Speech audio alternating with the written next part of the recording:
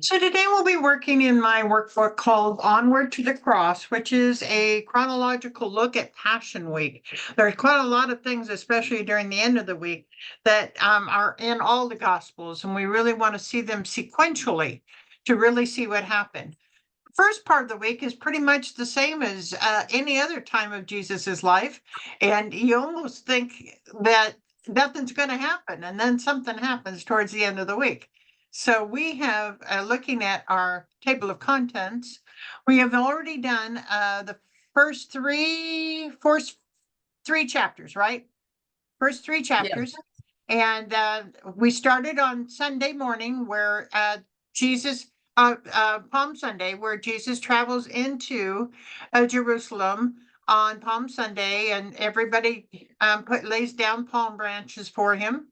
And then we have the cleansing of the temple that he does a second time. He did it at the first part of his ministry, and then he does it again at this last part of his ministry. And that evening, then they go back to Bethany to stay.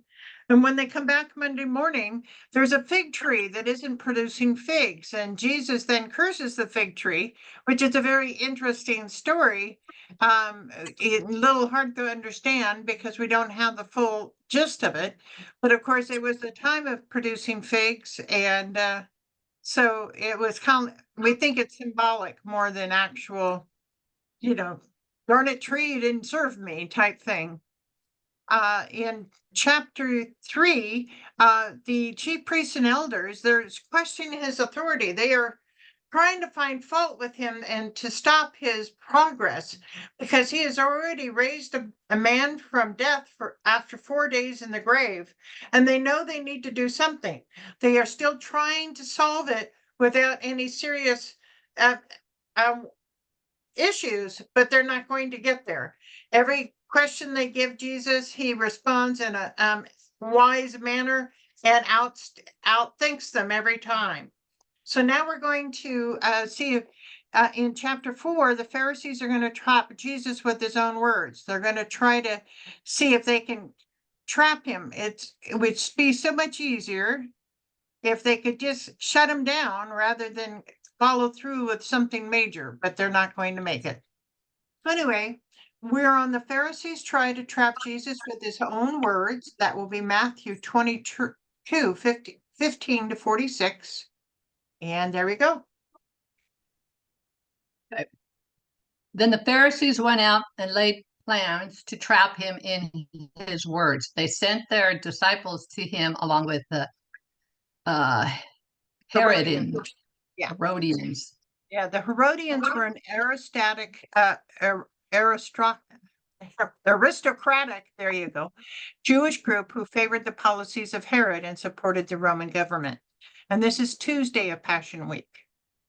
What were the Pharisees going to try next to discredit Jesus? Trap him in his words. Right. If the Pharisees were able to trip Jesus up with words, what would that accomplish? Nothing. Well, in reality, nothing, because they're not going to be able to do it. But they figure if they could trap him in his own words, then maybe people would stop following him. And they would also prove he could not possibly be the Messiah. What two groups did they send to Jesus? Their disciples and Herodians. Yeah, Herodians. And go ahead and answer number 4. The Herodians favored the policies of Herod and supported the Roman government. So they're basically more Roman in their beliefs. And the Pharisees, of course, were Jewish, but, your enemy and my enemy were together. Yeah. I think. Okay. Teacher, they said, we know that you are a man of integrity and that you teach the way of God in accordance with the truth. You aren't swayed by others because you pay no attention to who they are. Tell us then, what is your opinion? Is it right to pay the imperial tax to Caesar or not? Yeah, so they first pump him up with glory words. You're a man of integrity and all this thing. They honor him, so they puff him up. Tell us then, is it right to pay tax to Caesar or not? So we could see this as a trap. Based on their intentions, see the prior page, did they actually believe what they said in the first two sentences above? Probably not. Nope, probably not. Yes, they're probably just puffing them up. But were their statements true? Is Jesus a man of integrity? Yes. Does Jesus teach the way of God? Yes. Was Jesus swayed by others? No. What is their question for Jesus? Is it right to pay the imperial tax to Caesar? Yeah. How could this question trap Jesus with his own words? If he said no to the disciples and Herodians could arrest him. Right. That's true. And yet if he said yes, then he's Yes. honoring Rome, these things. Yeah. So it is a trap. But Jesus, knowing their evil intent, said, "You hypocrites, why are you trying to trap me? Show me the coin used for paying the tax." They brought him a denarius, and he asked them, "Whose image is this, and whose inscription?" "Caesar's," they replied.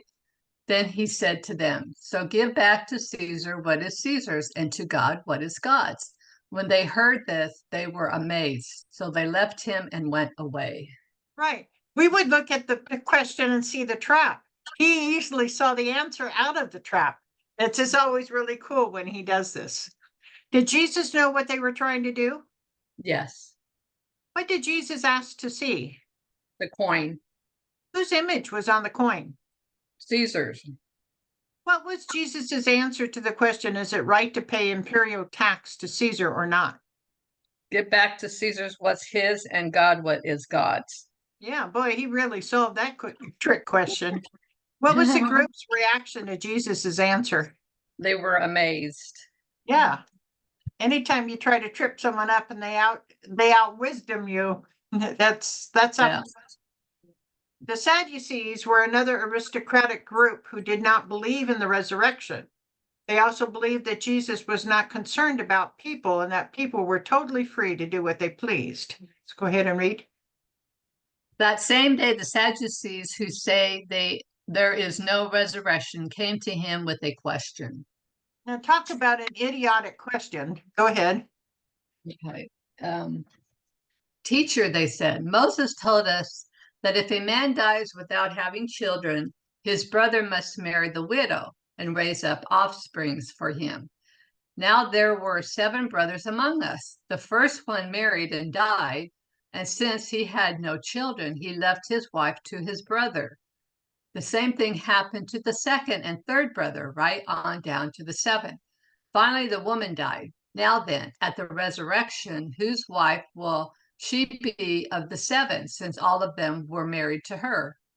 Now this course, and you and I have gone through the book of Ruth, but this has to do with the kinsman redeemer concept in the Old Testament of if a man dies without having any children, his brother should marry his wife, and then the first child is the man who dies heir. That was to keep the lines, keep the land, because the land was connected to the tribes, keep the land inside the tribe. So you were like, a family was allotted a piece of land that is theirs in perpetuity. But if they didn't have any children, then that land could get lost. So that's what they do. And this is how they also protected the widows from being without someone to take care of them. Mhm. That's that way in reality, just like the book of Ruth shows, sometimes you could be waiting forever for a boy that's way too young to get married to you. We saw that in Judah and Tamar. Judah had married Tamar to his oldest son. He died, and then the second one died, and his youngest son was not old enough. And so, so it's a law that has some issues. Did the Sadducees believe in the resurrection? No. What had Moses said? If a man dies without having children, his brother must marry the widow and raise up offsprings for him. Moses did say this. This was a way to preserve the family line and keep the lines of inheritance intact. How many brothers were there? 7. Was the woman to marry everyone? Yes. What was the Sadducees' question for Jesus? Whose wife will she be after the 7, since all of them were married to her? Now, how could this question trap Jesus with his own words? The woman didn't have to marry the brothers. He would be going against Moses. Right. Yeah, exactly. If Jesus said, well, the woman wouldn't have to marry, then he would be going against Moses. And if he said, if he said she was a wife to any of them, that's an issue. She'd be a wife to the first one, but it's just complicated. And so they're trying to trip him up. And this is where we get information that we normally don't have, but Jesus gives us information about heaven. Jesus replied, "You are in error because you do not know the scriptures or the power of God. At the resurrection, people will neither marry nor be given in marriage. They will be like the angels in heaven. But after the resurrection of the dead, have you not read what God said to you? I am the God of Abraham, the God of Isaac, and the God of Jacob. He is not the God of the dead, but of the living." When the crowds heard this, they were astonished at his teaching. Yeah, and so this is one of the few times we actually hear that there's no marriage in heaven. And a lot of people get shocked at that. My goodness, I'm not going to have my husband. Oh my gosh, what? But generally, this means really you won't need to have a spouse because the love you have for the greatest person in your life, which whether it's your spouse or whoever, is still not as great as the love you will have for every person in heaven. So you haven't lost, you may have lost a husband, but you've gained a whole family of people you love more than you love your husband. So Yeah. you haven't lost, you've gained. But there is no marriage in heaven because everybody's individual. Because angels don't marry, of course. Jesus said the Sadducees were in error because they did not know the Scriptures, or the power of God, when people are resurrected, where are they compared to? angels in heaven. Does this mean when we die we are angels or are like angels? We are like angels. Right. We don't ever become angels. That's like saying a dog becomes a cat. They're a different breed. Jesus said that at the resurrection, people would neither Marry, or be given in. marriage. Angels live forever. They never marry nor have children. Although we know our families and our spouses in heaven, our spouse is Jesus, and we are all one family. Our love for everyone will be greater than any love we feel on this earth. Jesus said God is not the God of Dead, but of the living. right. Hearing that Jesus had silenced the Sadducees, the Pharisees got together. One of them, an expert in the law, tested him with this question: "Teacher, which is the greatest commandment in the law?" So the first group, what group first tried to trap Jesus? The Pharisees. What was the second group that tried to trap Jesus? Sadducees. And who is now going to try to trap Jesus? Pharisees. Okay, yeah. So the first group was the Herodians and the disciples. And so now we're down to the Pharisees. Number 4, the Pharisee who was going to question Jesus was an expert in what? The law. He would also be called a scribe. And an expert in law would also be known as a lawyer, although our lawyer is different than their lawyer. What was the Pharisee's question? Which is the greatest commandment in the law? And why do you think this was a way to trap Jesus with words? All of the commandments are equal. He would be going against Moses. Right. Can you read that? Jesus said unto them, "Thou shalt love the Lord thy God with all thy heart and with all thy soul and with all thy might. This is the first and great commandment. And the second is like unto it. Thou shalt love thy neighbor as thyself. On these 2 commandments hang all of the law and the prophets, Matthew 22:37 through 40. Right. And he actually, we heard this before to an expert in the law, but basically that's it. All the 10 commandments fit in these two categories. So what did Jesus say was the greatest commandment? Love the Lord with all thy heart and with all thy soul, with all thy mind. Okay. What commandment numbers above have to do with God? 1 through 4. Correct. What did Jesus say was the second greatest commandment? Love thy neighbor as thyself. Jesus says, what commandment numbers above deal with our relationship with others? 5 through 10. Right.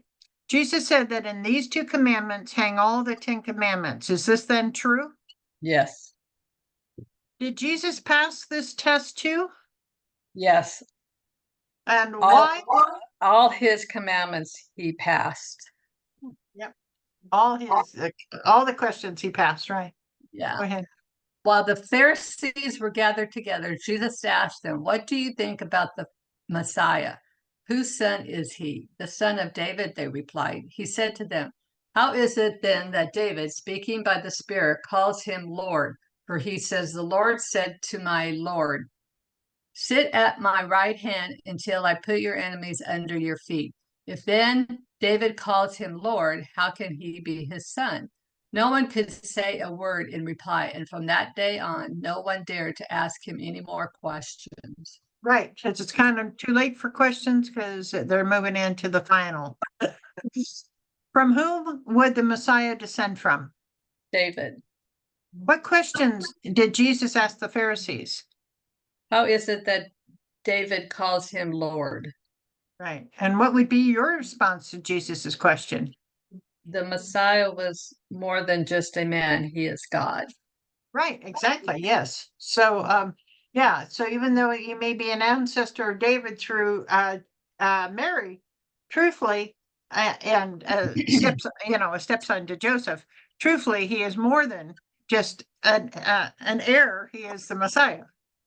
So, okay, we get through the crossword for this.